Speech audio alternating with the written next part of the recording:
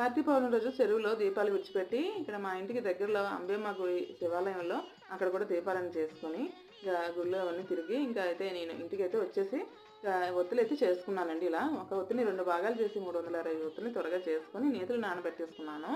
సాయంత్రాన త్వరగా వంట పని చేసుకొని ఇళ్ళని శుభ్రం చేసి ఇక దీపారాధనకి పరమాణ నైవేద్యం పెట్టి దీపారాధన కూడా చేసేసుకున్నాను 7 గంటల సమయంలో.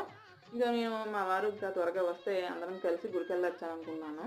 అతను ఫోన్ చేస్తే ఇంకా లేదు ఆలస్యం అవుతుంది, మీరు ముగ్గురు వెళ్ళిపోయండి అనుకుని అన్నారు. అది మేము గుడికి అయితే వెళ్ళిపోతున్నాము.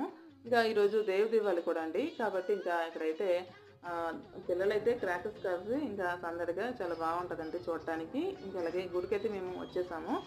అతను లేరు కాబట్టి ఇంకా అతని పేరుతో సహా ఇంకా తల్లి పిల్ల నలుగురు పేర్లు చెప్పుకుంటూ ఇంకా అఖండ జ్యోతిని అయితే 360 జ్యోతిని వెలిగించేసుకున్నాను. ఈ విధంగా పూజ అయితే అయిపోయిందండి. అరగంట తర్వాత ఇక్కడ మేముంటున్న ఏరియాలో కొత్తగా గుడి అయితే